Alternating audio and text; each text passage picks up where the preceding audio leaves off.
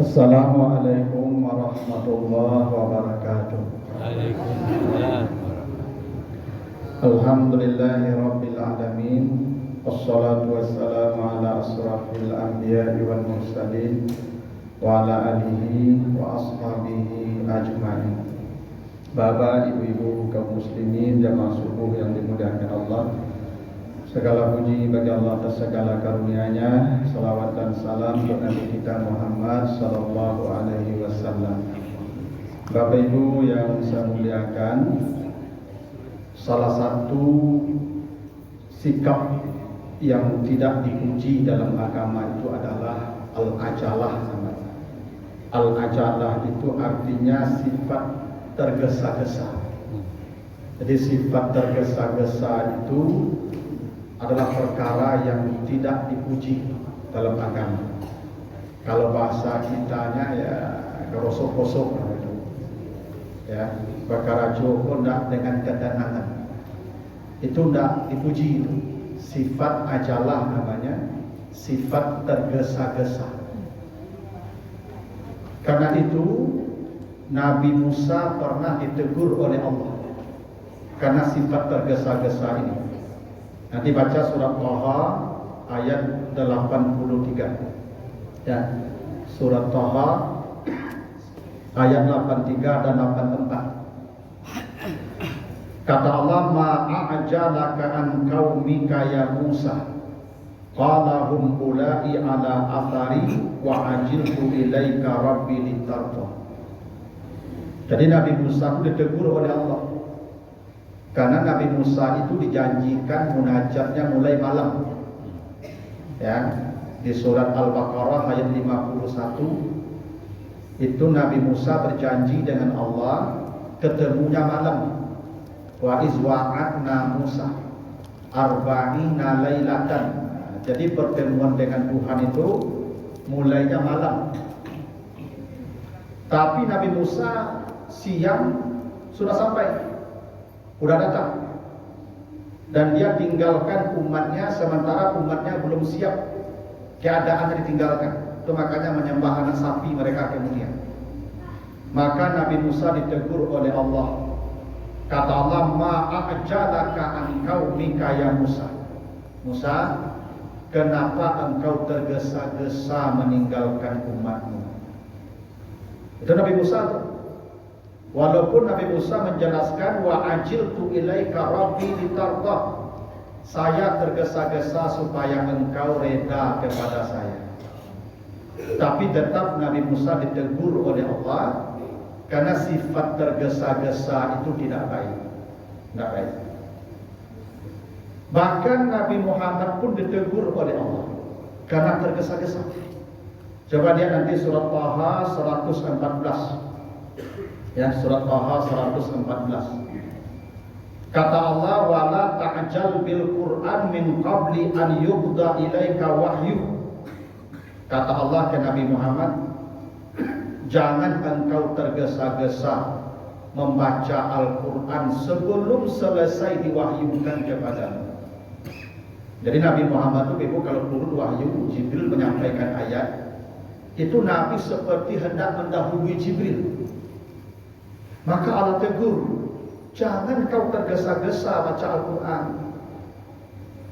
Sebelum selesai, sabar dulu, kata Allah. Dan itu juga diulang lagi nanti di surat Al-Qiyamah ayat 16. Ya, nanti baca Al-Qiyamah ayat 16. La tuharrik bihi lisanaka lita'jala bih. Muhammad, jangan kau gerakkan dulu lidahmu karena tergesa-gesa membaca Al-Quran. Jadi membaca Al-Quran tergesa-gesa pun ditegur. Nabi hendak membaca Quran mengikuti Jibril tapi tergesa-gesa bacanya. Kata Allah, la tuharrik bihi lisanaka lita'jala bih. Jangan kau gerakkan lidahmu tergesa-gesa. Biarkan Jibril selesai baca dulu. Fa iza qara'nahu fattabi' Qur'anah. Kalau sudah selesai baru kau ikuti, tenanglah. Itu Nabi Muhammad tuh. Jadi Nabi Musa ditegur karena tergesa-gesa. Belum waktunya datang, dia sudah datang. Padahal janjinya malam dia tinggalkan umatnya dalam keadaan belum siap. Akhirnya umatnya tuh menyembah patung anak sapi. Nabi Muhammad juga begitu, ditegur Allah. Jangan tergesa-gesa baca Quran. Tenang bacanya, jangan tergesa-gesa. Itu menunjukkan bahwa tergesa-gesa itu perilaku yang tidak dipuji. Hingga nabi-nabi pun ditegur kalau tergesa-gesa. Dalam hadis dari Hatim bin Asam, hadis riwayat At-Tirmizi, kata Nabi, al-ajala minas syaitan.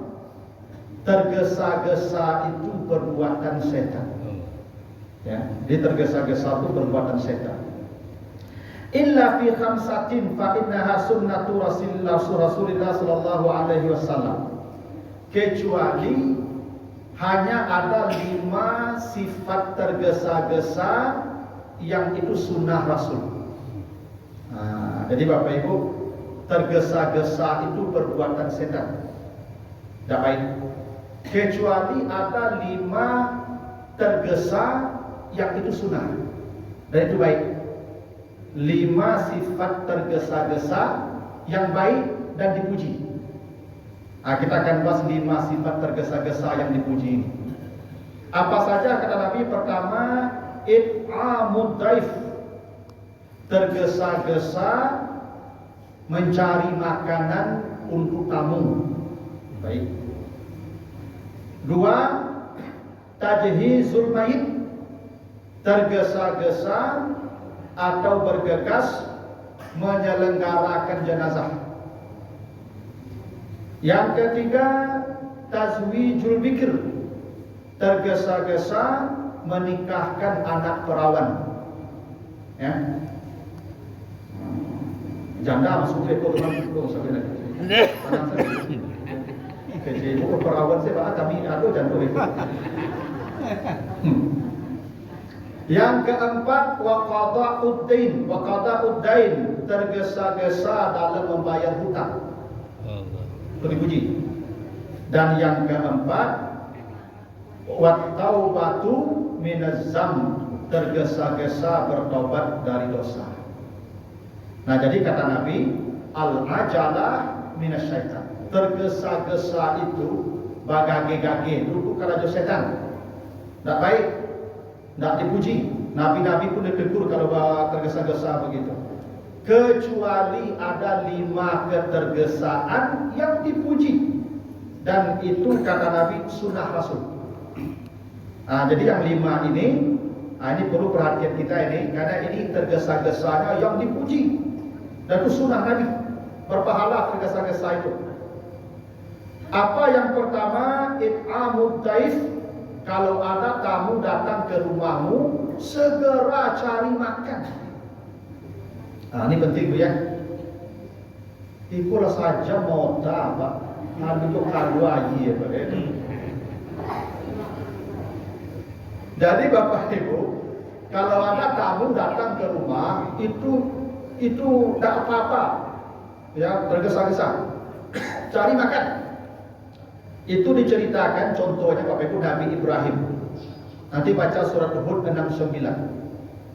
Ya, di surat Hud 69 ya. Walaqad ja'at rusuluna Ibrahim bil busra qalu salaman qala salamun fama labisa an ja'a bi'ijlin hanif. Ini diceritakan Ibrahim datang tamu ke rumahnya. Malaikat menyamar jadi manusia. Ibrahim tidak tahu siapa orangnya. Itu tamunya datang baca salam, Ibrahim menjawab salam, tamunya masuk. Belum tamunya diajak bicara, belum ada pembicaraan, Ibrahim sudah membawa makanan panggang anak sapi yang gemuk. Ini yang sebelumnya tergesa-gesa nih. Jangan diajak tamu morta dulu. Bapak Ibu, kalau tamu datang ke rumah, jangan bicara dulu. Carikan minuman, carikan makanan. Bahkan Nabi Ibrahim membawakan makan panggang anak sapi yang gemuk. Ijlin, hadis. Bakok panggang anak sapi, Ibu. Ini Bapak Ibu, anak sapi itu bagi orang Arab dulu itu makanan paling mewah. Anak sapi itu Ibu disembelih, lalu dikuliti, lalu dibuang sipur, lalu diguling. Itu wangi, dagingnya lembut, tulang-tulangnya lembut. Itu anak sapi begitu tuh. Ijil itu anak sapi. Kalau itu sapi bakarah namanya. Kalau apa sapi sur namanya. Kalau anak sapi ijil namanya. Ya, no sapi itu Ibu, kalau anaknya itu daging wangi. Kalau ibunya itu daging berbau. Apalagi neneknya. Ini sama jurang Ibu, makin kaya makin bau badan Pak. Jauh itu dulu. Si Ibu bayi itu udah mandi pun 2 hari udah apa tuh. Cuma Ibu udah 2 hari udah mandi. Ya kan? Pancang berbadan cuma. Atau aku yang dipilih itu panggang anak sapi. Bukan anak sapi biasa, hanis, gemuk, dan hangat. Jadi anak sapi kok panggangnya itu masih berasuk-asuk, masih ada asapnya. Itu namanya ijlin hanis. Jadi Bapak Ibu kalau datang tamu ke rumah, itu bawakan makanan yang paling mewah. Dan dulu yang paling mewah itu panggang anak sapi. Jadi ibu kalau ada tamu ke rumah, itu jangan kue maloyang saja. Ya. Sebanyak hantar kue dan acak-acak, jangan acak lagi. Begitulah. Jadi kalau Bapak Ibu tergesa-gesa melayani tamu, itu sunnah. Karena Al-Quran sebutkan Nabi Ibrahim dipuji. Tidak satu ayat itu. Nanti baca lagi surat Az-Zariyat 24 sampai 26. Sama. Ya surat Az-Zariyat 24 26. Kata Allah, faragha ila ahlihi faja'a bi'ijlin samin, itu dari 26 itu. Ketika tamu Ibrahim datang, tamunya duduk, dia langsung pergi menemui istrinya ke belakang dan langsung dibawakan panggang anak sapi. Baru setelah itu berbicara. Ya kan gitu Bapak Ibu, kan kalau monta, kalau mengecek kan lah piara. Baru dia sudah makan. Biarkan tamu makan dulu, carikan makanan dulu. Begitu duduk tanya, Pak, makan apa minuman? Begitu tuh. Sifat tergesa-gesa dalam menjamu tamu itu sunnah. Ya, jadi begitu ya Bapak Ibu kalau ada orang bertamu ke rumah kita ya. Carikan makanan paling mewah dan segeralah layani dia dengan makan minum, jangan diajak bicara dulu. Jika kau lah kagak tak minum dulu. Kapai kau baru tahu diminumnya. Yang kedua, ketergesaan yang dipuji itu tajhizul mayit, menyelenggarakan jenazah. Jadi jenazah ini tidak boleh ditunda-tunda. Begitu sudah pasti matinya segera. Hadis dari Ali bin Abi Thalib, hadis riwayat At-Tirmizi. Apa kata Nabi? Ya Ali, Nabi berkata ke Ali, salasun la tuakhirha, 3 perkara yang tidak boleh engkau tunda. Tidak boleh tunda 3 perkara kata Nabi. 1, as-salatu iza atat, salat kalau sudah datang waktunya jangan tunda. Bapak Ibu kalau salatnya tidak berjamaah, boleh jadi ibu-ibu tidak berjamaah. Karena ibu-ibu ada kebolehan tidak berjamaah, boleh, tidak apa-apa. Begitu waktu salat datang, ibu salat, apalagi yang masih haid, ibu tunda-tunda datang haid ibu dianggap meninggalkan salat sengaja. Karena ibu sudah waktu datang, ibu tunda, ibu sudah masuk pada waktu wajib. Ibu tunda datang haid ibu berdosa besar karena dihitung meninggalkan salat sengaja. Maka salat tidak boleh ditunda, tidak boleh tunda. Ya, subuh-subuh dari panjang umur sampai waktu salat, kalau kecuali ibu habis subuh ini mati dan ketemu zuhur, tidak apa. Ini waktu salat sudah datang kata Nabi, jangan tunda, nanti mati. Atau ibu datang haid, kalau waktu salat sudah datang, bapak ibu perlu salat juga mati, itu dihitung meninggalkan salat. Itu maka tidak boleh tunda. Yang kedua, al-janazah iza hadarat, jenazah kalau sudah pasti dan matinya jangan tunggu anak itu, tidak boleh. Kalau mati siang ini, sesore-sore hari kuburkan. Tidak boleh jenazah bermalam di rumah. Nabi Muhammad meninggal waktu duha hari Senin. Semalam-malam hari itu juga Nabi dimakamkan. Karena jenazah itu tidak baik bermalam di rumah. Tidak baik. Fitnahnya besar. Makanya kata Nabi ke Ali, kalau sudah pasti matinya, jangan ditunda, segera. Ada juga tuh ibu yang pernah kejadian itu. Jadi bapak itu mati dah kemarin. Itu belum juga sudah hampir zuhur, belum juga disentuh mayat itu. Udah besok harinya, karena anaknya masih di jalan. Kata anaknya, jangan dimandikan bapak saya dulu. Siapa yang mandikan boleh diam itu. Oh jangan lihat saya dulu, pulang saya. Urus raja Malaysia. Memangnya kalau dia datang bapaknya hidup. Kalau sudah mati, tinggal doa saja, apa lagi? Memang ketemu mayat itu ada untungnya juga? Tidak ada. Tidak ada untungnya. Ya, tidak ada tunggu-tunggu itu. Kalau sudah mati, kuburkan segera. Itu kata Nabi begitu. Jenazah tidak boleh dilambat-lambatkan. Tergesa-gesa mengurus jenazah itu sunnah. Nah, baru yang ketiga kata Nabi, wal ayyimu iza wajadat kuf'an, yang tidak boleh ditunda kalau janda atau duda bila sudah menemukan pasang yang cocok segera nikahkan. Aku yang tadi ibu minta hadisnya.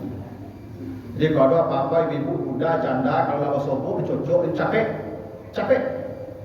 Kadang ada anak-anak kok pak mentagahan apa menikah. Ya. Nggak boleh itu. Apaknya dah setuju, ibu pula dah murah, hanya kadang apa menikah kalau mentagahan dia anak-anaknya. Janda atau duda kalau lawas sobo yang cocok nikahkan secepat mungkin kata Nabi. Iya. Ya Bapak Ibu, awak menikah walaupun lah tua-tua pun tak soal biologi saja loh Bapak Ibu. Kawan. Lagi umur 65 KT kau lalu lah payah mana itu. Kau surang saya golong-golong lama pagi di kau rumah. Kalau kawan monta dia capek pagi terus. Lagian Bapak Ibu kalau awak sakit Ibu, tak tahu dia anak bisa merawat seperti istri loh. Tak akan bisa tuh. Tak akan bisa anak merawat bapaknya seperti istri ketika sakit. Istri yang bisa total merawat suaminya. Kemarin tuh aduh Bapak Ibu, aku ceramah di Andali itu, sedang ceramah maghrib tuh. Ibu jamaah, aduh apa-apa bisa balaku mati dalam musuh tak tahu aku. Karena apa Ibu kalau istri mati, anaknya dari anaknya itu sebenarnya tak boleh anaknya loh. Yang punya rumahnya di rumahnya surang. Mati musuh sama surang tak tahu. Aku pentingnya kawan kau tak. Lu aku apa-apa yang mati istri capek dah cari mukanya nak amun lagi. Ibu betul kalau apa-apa yang aduk ibu timur lah. Jadi ibu menyalak lah gaya-gaya itu enggak itu ibadah. Nah, jadi jenazah harus disegerakan. Dalam hadis Abu Hurairah, hadis Bukhari, kata Nabi, asri'u bil janazah, segerakanlah penyelenggaraan jenazah. Wa in taku salihatan fa khairun tuqaddimunaha ilaihi. Kalau dia orang baik, matinya dalam keadaan baik, engkau mempercepat kebaikan untuknya. Orang mati Ibu, kalau belum diselesaikan jenazahnya, dia belum diproses ke alam barzah. Sementara kenikmatan barzah sudah menantinya. Begitu dia dikuburkan, orang pergi, dalam satu hari disebutkan 7 langkah, dia diproses. Dan dia langsung bergembira di hari itu, nanti baca di Ali Imran 170. Ya, farihina bima atahumullahu min fadlih. Begitu mereka dikuburkan, mereka bersuka cita karena karunia-karunia Allah. Itu makanya segerakan kuburkannya. Kalau dia matinya baik, kita membantu dia, mempercepat dia mendapat kebaikan. Kalau dia buruk, fa in taku siwa zalika, kalau dia buruk matinya, kafir matinya, ahli maksiat matinya, fasyarun tada'unahu an riqabikum. Kalian telah mempercepat membuang keburukan di pundak kalian. Orang buruk itu kalau mati itu beban bagi penghuni bumi. Bumi pun merasa berat dengan jenazah. Orang kalau mati buruk, kita segerakan kubur dia, mempercepat membuang keburukan di pundak kita. Karena orang mati jahat, mati buruk itu beban bagi penduduk bumi itu. Maka penduduk langit pun tidak membuka pintu langit. Nanti baca di surat Al-A'raf 40. Ya, di Al-A'raf 40. Innal ladzina kazzabu bi ayatina wastakbaru anha la tufattahu lahum abwaabus sama. Orang yang banyak dosa, ahli maksiat, kalau mati dia, pintu langit pun dikunci para malaikat. Begitulah orang buruk. Orang buruk kalau mati menjadi beban penduduk bumi dan penduduk langit. Kalau engkau tunda-tunda mengerjakan itu jenazahnya, itu beban di pundak kita. Walaupun kita tidak melihat beban itu, tapi begitu kata Nabi. Orang jahat itu beban bagi penduduk bumi dan penduduk langit, maka penduduk langit mengunci pintu langit. Gitu tuh. Makanya segerakan jenazah, baik dia baik matinya ataupun buruk matinya. Kalau matinya baik, berarti kita mempercepat dia untuk mendapat kebaikan. Kalau matinya buruk, berarti kita melepaskan secepat mungkin beban di pundak kita, keburukan di pundak kita. Nah, itu makanya tergesa-gesa mengurus jenazah itu sunnah, tidak dicela. Ya, nah, itu yang kedua. Jadi nanti siapapun yang mati di antara kita ini bebo, segerakan penyelenggaraan jenazahnya. Kalau ada anaknya masih di luar negeri, masih tidak usah tunggu-tunggu. Pokoknya sesore-sore hari menjelang maghrib, jenazah sudah ditanam. Supaya kita membantu dia lebih cepat mendapatkan kebaikan, dan supaya kita pun lebih cepat membuang keburukan yang ada di pundak kita. Gitu. Dua ya. Yang ketiga, tergesa-gesa yang dipuji yang tidak perbuatan setan, tazwijul bikir, segera menikahkan anak gadis perawan. Jadi Bapak Ibu, saya heran orang sekarang kenapa harus usia 35 baru menikah. Kadang sudah lewat hampir 40 baru menikah. Padahal segera menikahkan anak gadis itu sunnah. Bahkan Allah memuji perawan yang menikah cepat-cepat. Nanti baca surat At-Tahrim ayat yang kelima. Ya, surat At-Tahrim ayat yang kelima.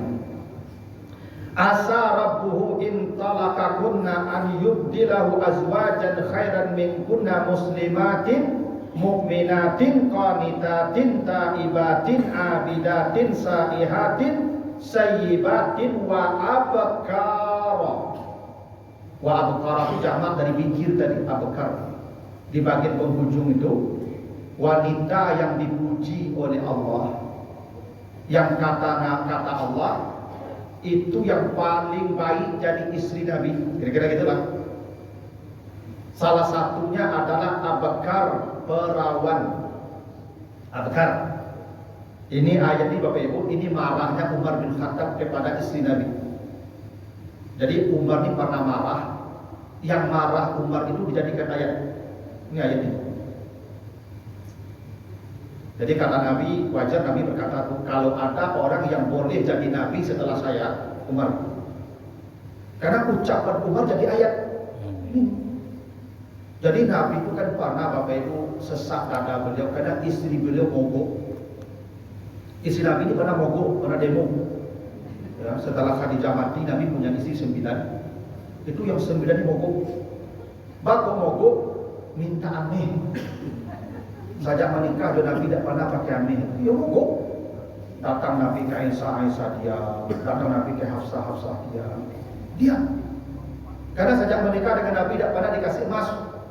Ibu-ibu di Madinah itu banyak pakai ameh. Angin isi Nabi itu. Terus semata menjadi ameh kawan. Ya.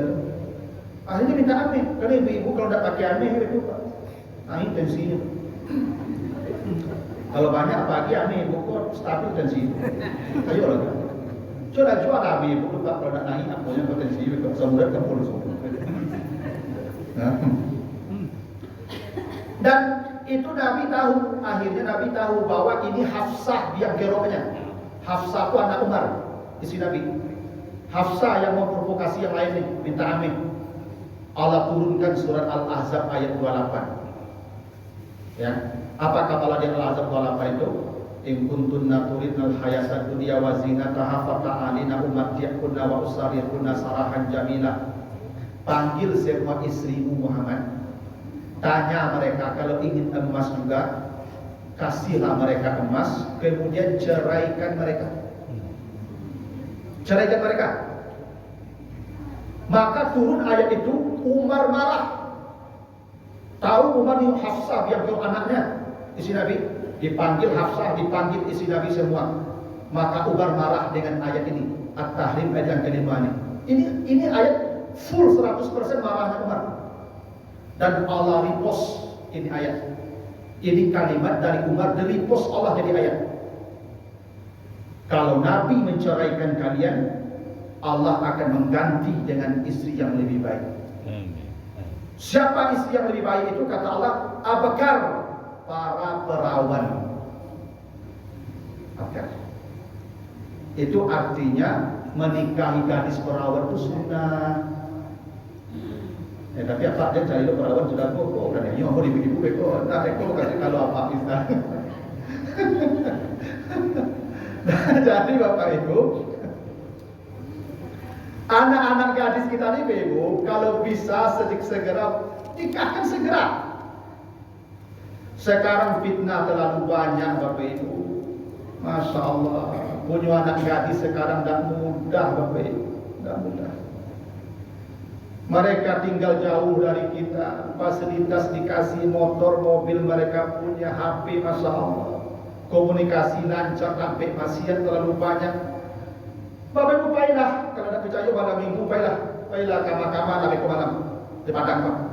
Ini untuk mahasiswa libur gini. Hari mahasiswa kuliah jadilah. Waduh, seluruh kafe-kafe. Bak cendawan di musim hujan. Yang duduk di kafe itu bukan suami istri itu. Ada suami istri duduk sampai jam 3 ada mampir pagi, memang ada cak di rumah di kamar memang ada. Itu udah suami istri itu. Kenapa tidak dinikahkan? Mereka beribadah, hidup mereka selamat, jauh dari maksiat, hati tenang. Bagaimanapun anak muda itu, mereka pada gejolak yang tinggi. Itu makanya kata Nabi, wahai anak muda, segeralah kalian menikah. Yang tak mampu menikah, maka perbanyak berpuasa. Dan begitu. Mereka di puncak gejolak tuh Ibu. Saya punya anak gadis Ibu, sekarang kuliah. Saya sudah kasih tahu sebelum dia berangkat kuliah di Jakarta, saya kasih tahu. Kamu kalau ketemu laki-laki yang memang cocok katamu, sudah lapor. Saya nikahkan. Kuliahlah, jangan terus. Oh punya anak nanti kita urus. Tapi jangan kemana-mana tanpa ikatan. Jangan sekarang berperhati kalau Bapak Ibu di jalan-jalan tuh tengah malam sampai pagi. Naik motor berdua tengah malam. Kadang buat mandu. Ini lari Honda itu dulu aja acingnya babi itu. Perhatikan aja ya. Ya. Itulah kenapa Nabi mengatakan segerakan nikah ya anak gadismu. Segera nikahkan anak gadismu. Lebih baik Bapak Ibu menambah piring di rumah cie. Taruhlah menantu Bapak Ibu tidak bekerja, tambah piring satu lagi daripada kanyang wah dicoretnya. Dan sedikit anak-anak kini yang Masya Allah Bapak. Saya tak tahu hasil penelitian katanya itu di kota-kota besar di Indonesia ini beberapa sampel diambil. Itu SMA itu sudah di atas 50% tuh. Apalagi yang mahasiswa. Yang SMA aja begitu. Kenapa kita tidak memilih jalan yang baik? Itu sunnah Nabi. Tergesa-gesa menikahkan anak gadis itu bagus. Ya kalau memang anak Bapak Ibu fondasi agamanya kuat, tidak apa-apa. Rata-rata jarang tuh. Anak-anak kita sekolahnya agamanya asal jadi dia banyak. Tolong wanti-wanti ke anak kita yang gadis-gadis itu, engkau kalau memang merasa cocok dengan dia, memang dia baik, udah datanglah, nanti kami nikahkan. Saya baru punya kawan dulu waktu kuliah, seangkatan dengan saya. Dia semester 5 laki-laki, yang perempuan semester 3, adik tingkat. Dia suka sama ini adik kelas, tapi dia ada pacaran. Yang perempuan pun suka dengan dia. Akhirnya dia sepakat berdua datang ke orang tua yang perempuan, orang pesisir selatan. Datang ke rumah Pak Ibu, kamarnya. Yang laki-laki ini semester 5. Tanya Pak Am kasih angka mali. Kata, Am kasih angka mali. Ambo kamu lamaran apa? Izinkan aku menikah dengan apa? Jantan kerajaan. Ambo kuliah lupa semester 5. Semester 5 baru. Kau kan menikah aja anak dia? Iya Pak. Coba am lagi belanjo anak dia, kau kuliah. Iya belanjo anak apa lagi dawi. Iya itu. Tak cerita ambo itu. Yang belanjo anak apa sampai tamat apa lagi dawi. Ambo dia kira belanjo dia apa ambo dawi. Beko belanjo kami satuan di Padang. Kami tinggal serumah. Tamatkan jabat yang produksi itu. Dinikahkan. Mereka happy pun dia ada adu gangguan, memang tenang hidupnya. Selesai tepat waktu. Itu lahir anaknya satu menjelang Sudari itu. Dan sekarang sudah jadi guru di buku-buku kedua. Kenapa tidak jalan baik, jalan yang sesuai aturan agama kita ikuti? Kalau tidak anaklah karajo, Pak. Lalu sudah lah sejana lah karajo, albumnya mulia deh. Aduh deh, punya rumah lu, punya kendaraan lu. Tidak begitu menikah tuh ibu. Kata Allah, jika kamu miskin menikahlah. Yughnihumullah, Allah jadikan engkau cukup dengan menikah. Amin. Konsep menikah itu menikah dulu baru kaya, bukan kaya dulu baru menikah. Menikah itu sebab kita mendapatkan kecukupan. Saya termasuk juga yang cepat itu. Saya umur 24 dan menikah. Masuk 24. Baru sarjana, baru belum bekerja, belum siapa-siapa. Isi saya masih tinggal 1 semester lagi. Tapi sudah meninggal apa aja, ujian skripsi. Saya akan ke bapaknya. Ya. Tanya bapaknya. Nah, ayo, kaku Pak. Awal lo kena jauh, tak ingin. Iyo, kamu lamaran apa? Kerajo. Ini kerajo aku mencari kerajo. Kerajo jadi kerajo. Tapi bapak istri saya tuh memang begitu pula, tak begitu kan? Kalau memang ini sudah cocok, ini bagus, baik, udah, bawa bapakmu sini. Nah, itu hari langsung. Dan hebatnya Bapak Ibu, Masya Allah ya.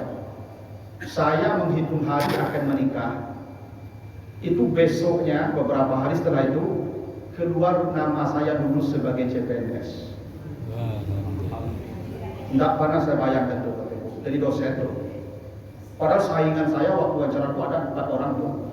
1 alumni Azhar, 1 alumni Ciputat, 1 alumni sini, 4 dengan saya. Saya yang S1 tuh. Tapi boleh jadi Allah mengatakan ini yang paling pantas karena dia akan berumah tangga. Iya, itu janji Allah begitu. Menikahlah, dengan menikahku Allah cukupkan engkau. Jadi Bapak Ibu jangan juga menikahkan anakku muda-muda usia dini. Lagi dulu orang dulu kalau menikah ada mau balik dari menikah dulu kampung. Itu aku anak orang sampai balik bagi balik. Ya kalau menikah capek Ibu bisa anaknya. Kalau 35 menikah dulu bisa aja tuh. Itu pula bayar begitu tuh, ada operasi menjangsa juga. Aku dulu orang aku nenek aku udah sembuh dah sudah ada COVID. Dulu banyak anak orang itu menikah dulu deh. Tapi menikah ditambah dulu listrik dah tuh, HP dah tuh, TV dah tuh, lalu capek. Masa capek lalu banyak anak. Yo kamu. Lalu, jadi menikahkan perawan itu sesegera mungkin. Nah, yang keempat yang sunnah Nabi tergesa-gesa itu wa qada'ud dain, membayar hutang. Bapak Ibu bayar hutang jangan lama-lama, mati nanti. Makanya begini, di Al-Baqarah 282 itu ada aturan berhutang disebut Allah itu. Al-Baqarah 282. Ya ayyuhallazina amanu iza tadayantum bidainin ila ajalim musamma. Pakai ila ya, ila ajalim musamma. Ila ajalim itu maksudnya pendekkan waktu pelunasan. Itu ila. Sebab kalau panjang waktunya li ajalim musamma, pakai lam itu panjang tuh. Itu makanya langit dan bumi ini kata Allah wasakhara samsa wal qamara kullun yajri li ajalin musamma. Makanya Bapak Ibu hutang itu tidak boleh lama-lama. Cari waktu paling cepat melunasinya. Coba Bapak Ibu bahaya hutang ya. Hadis At-Tirmizi, hadis dari Sauban. Kata Nabi, man faraqarru jasadahu wa huwa bari'un min salasin minal kibri wad dayn wal ghulul wajabat lahul jannah. Siapa yang mati, yang ketika mati bebas dari 3 perkara, wajib masuk surga. Apa yang bisa membuat dia wajib masuk surga itu? Kalau dia bebas dari, pertama sombong. Kalau dia tidak ada sombong di hatinya ke surga. Kedua, bebas dari hutang. Kalau dia mati tidak ada hutang ke surga. Wal ghulul, kecurangan. Kalau dia mati tidak pernah berbuat curang, surga. Apa makna hadis itu? Hutang akan menghalangi orang ke surga. Kata Nabi, orang yang mati syahid tidak akan masuk surga kalau dia mati berhutang. Ini mati syahid nih. Orang mati syahid itu dia masuk surga tanpa hisab, membawa 70 keluarganya. Tapi kalau dia mati berhutang, jangan diharap. Syarat masuk surga itu kalau bebas dari 3: sombong, hutang, curang. Tak boleh mati berhutang. Makanya dalam hadis riwayat At-Tirmizi juga dari Abu Hurairah, kata Nabi, nafsul mu'min mu'allaqatun bidainihi hatta yuqda anhu. Ruh seseorang akan digantung oleh Allah disebabkan hutangnya sebelum dilunasi. Bahkan Nabi Bapak Ibu pernah tidak mensalatkan jenazah yang mati berhutang. Ada sahabat mati, Nabi tanya, ini mau salat nih, apakah dia punya hutang? Ternyata punya hutang. Kata Nabi, salatkanlah dia, saya tidak akan mensalatkan dia sebelum hutangnya dilunasi. Maka dicari hartanya, tak ada hartanya, miskin pula matinya. Maka kata Nabi, salatkan dia, saya tidak akan mensalatkan. Mana mau salat? Akhirnya Abu Bakar berkata, saya yang menjamin hutangnya ya Rasulullah. Baru Nabi mensalatkan. Apa maknanya itu? Membayar hutang orang yang mati itu sebelum disalatkan, bukan setelah tabur hujan. Tidak. Mensalatkan jenazah itu bayar hutangnya dulu. Nabi tidak mensalatkan orang yang mati berhutang. Itu makanya hutang ini segera dibayarkan, tergesa-gesa membayar hutang. Sunnah. Ya. Itu makanya harta warisan tidak boleh dibagi itu sebelum hutang yang mati dilunasi dengan harta yang tinggal. Itu makanya Bapak Ibu jangan lama-lama bawa hutang. Hutang itu tidak dipuji, walaupun tidak dilarang, tidak dipuji. Ya. Dalam hadis Bukhari Muslim, kata Nabi, inna khiyarakum asanukum qada'an. Sebaik-baik kamu yang paling cepat membayar hutang. Sebaik-baik kamu yang paling cepat membayar hutang. Itu artinya tergesa-gesa membayar hutang itu dipuji. Misalnya Bapak berjanji sebulan, baru 1 bulan lagi itu dipuji. Itu tergesa-gesa yang dipuji namanya. Walaupun berjanji sebulan, tapi bayar sebelum sebulan kalau sudah ada. Jangan pada menunda hutang, mati nanti. Nah, tidak akan masuk surga orang mati berhutang walaupun mati syahid katanya. Maka segera bayar hutang segera. Nah yang terakhir, wat taubatu minaz zambi, segeralah bertobat. Tergesa-gesa bertobat. Ini dipuji. Itu makanya yang dipuji Allah salah satu yang berpacu bertobat minta ampun. Nanti baca di Ali Imran 133. Ya, Ali Imran 133. Kata Allah, wasari'u ila maghfiratin min rabbikum. Berlombalah, bergegaslah mencari ampunan Allah. Itu dipuji itu. Itu makanya Bapak Ibu disuruh bertobat sebelum berdosa. Itu kenapa Sayyidul Istighfar itu dibaca pagi. Bapak Ibu minta ampun dari dosa siang tuh. Allahumma anta rabbi la ilaha illa anta khalaqtani wa ana abduka wa ana ala ahdika dan seterusnya itu bertobat dari dosa siang. Belum dosanya dikerjakan, kita sudah bertobat. Bapak Ibu kalau baca sore itu bertobat dari dosa malam tuh. Belum dosanya dikerjakan sudah dapat tobat, sudah dapat ampun. Itu maka kalau dia mati pagi, ya baca malam mati pagi masuk surga, baca pagi mati sore masuk surga. Kenapa? Dia tergesa-gesa bertobat. Hingga dosa yang belum dia kerjakan, yang dikerjakannya pun belum dia sudah bertobat. Nah, segera dalam bertobat, tergesa-gesa dalam bertobat itu dipuji oleh Allah. Nah, itulah Bapak Ibu ya. 5 tergesa-gesa yang dipuji, yang bukan perbuatan setan. Karena prinsipnya tadi al-ajala minas syaitan, tergesa-gesa itu perbuatan setan. Kecuali pada 5 perkara yang sunnah. 1, memberi makan tamu segera. 2, menyelenggarakan jenazah segera. 3, menikahkan anak gadis segera. 4, membayar hutang segera. Yang kelima, minta ampun bertobat kepada Allah segera. Yang tergesa-gesa dalam yang 5 ini itu dipuji dan itu sunnah Nabi. Amin. Nah, itu Bapak Ibu, setuju? Ada pertanyaan? Silakan Pak. Sahabat kita yang baik meninggal dan kita tahu dia punya hutang pada orang yang lain. Ketika dia mau disolatkan, kita yang tahu dia hutang ini wajib bertanya kepada temannya atau gimana? Iya Bapak, kalau ada orang berhutang ke kita, segera sampaikan ke keluarganya waktu matinya itu. Dan kalau bisa sebelum jenazah dimandikan, disolatkan, bayar dulu hutangnya. Itu makanya sebelum itu jenazah dibawa, itu ahli waris itu berdiri.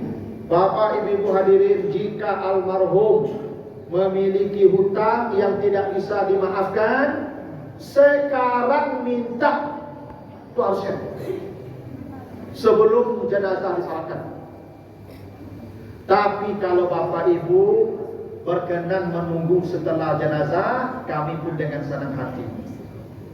Tapi katakan kalau ada yang mau minta sekarang sebelum jenazah disolatkan, sekarang minta. Karena Nabi tidak mensolatkan jenazah yang mati berhutang. Karena kalau dia disolatkan, dia masih digantung. Karena kata Nabi begitu, nafsul mu'min mu'allaqun ya bidainihi hatta yuqda anhu.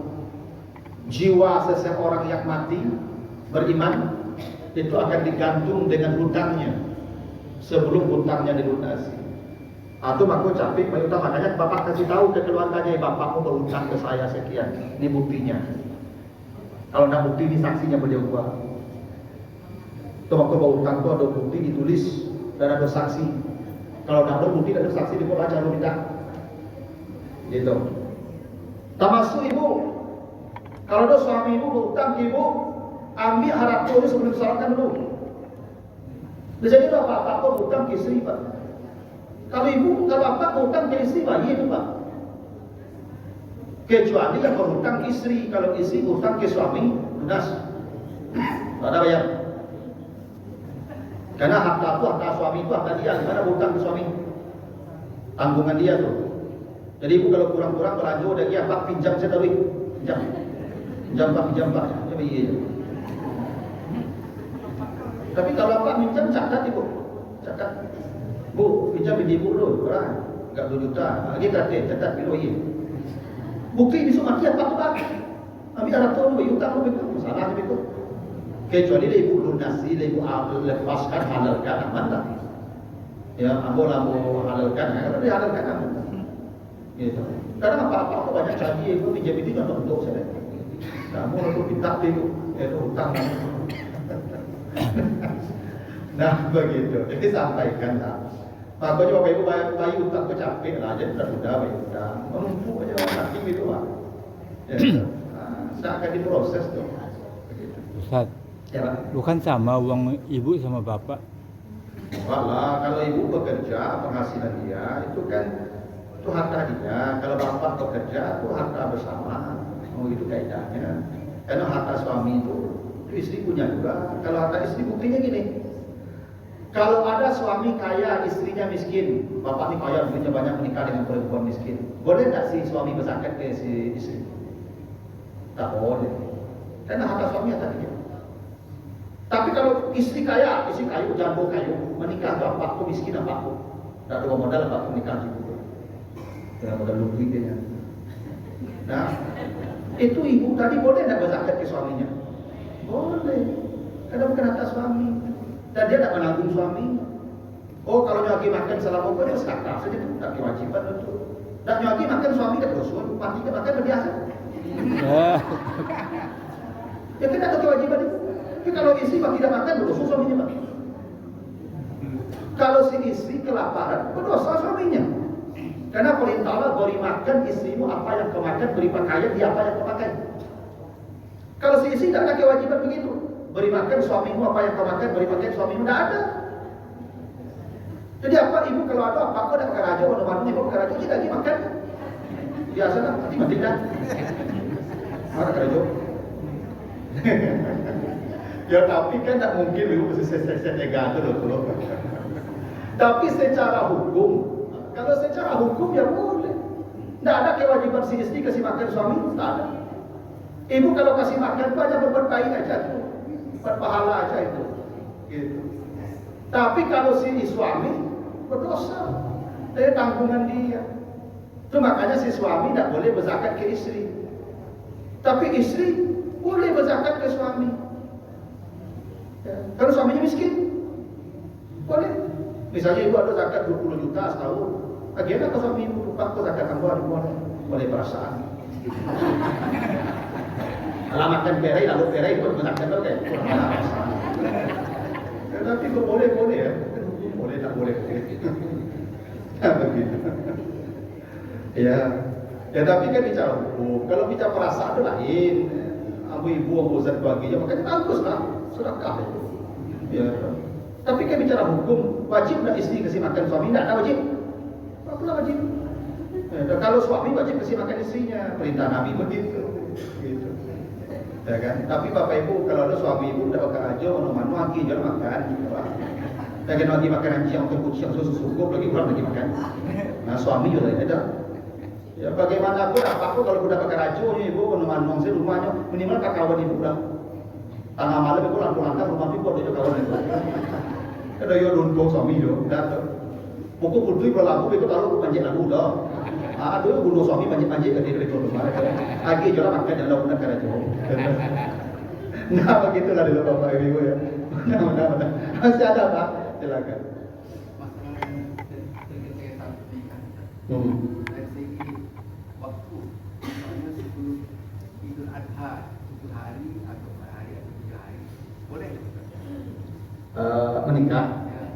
Menikah tidak ada hari ke-8, tak ada mau hari raya, mau Ramadan, apa bulan Ramadan menikah. Bisa bulan Ramadan, siang Ramadan menikah lah. Tapi nanti bergaul di malam. Kalau Pak cukup siang dulu, 2 bulan hari besok. Bayi hutang 4 bulan. Menikah aku tidak ada waktu ya Pak. Mau pagi, mau malam, mau siang, mau jam subuh, mau sahur, subuh lah, bila tekanan saja lah. Tidak ada waktunya loh. Ya, cuma Bapak Ibu, kalau memang ini sudah takut maksiat seperti tadi kawan saya itu, memanglah wajib segera. Segera tidak wajib, cuman ada kalanya wajib segera. Kalau memanglah takut jerumus dosa, wajib itu. Kecapek, tidak ada dengan hari, tidak ada dengan tangan langsung hari pernikahan. Tidak boleh ada bahaya kalau tak jauh. Ada yang memang begitu sudah level darurat. Kita akan cek. Kadang-kadang mandi dah Pak, lah dan pengaruh Pak. Itu 6 bulan kemudian dia baru nikahnya. Atau tidak apa itu Pak suami istri pada nikahkan, pertunangan. Nikahkan saja dulu. Pesta nanti dah. Dan urus pesta itu. Ini Bapak Ibu kadang lapatan bagaimana? Dia lambuan awak tu nyelos anginnya bagaimana? Ya, segera menikah tu Pak, segera secepat mungkin. Ya, bila lah aku capek. Mau siang, mau pagi, mau malam nikah tidak ada batas waktu. Mau hari raya, kadang awak tunggu dulu ke puasa menikah. Atau tunggu dulu sudah rayur. Itu jangan rayur Pak. Ya, apalagi anak-anak seusia 20 tahun itu ke atas itu di puncak hormon. Ya, itu maka Nabi suruh mereka banyak berpuasa, tapi tidak mungkin mereka puasa. Ramadan saya banyak lagi puasa. Nah, solusinya menikahlah. Kata Nabi, kalau engkau menikah, separuh agamamu sudah lunas, separuh lagi akan diurus. Amin. Iya Ibu. Aku nguduk sampai menikah. Ya, manyasa. Kau tahu aku cerita kedua dia dulu.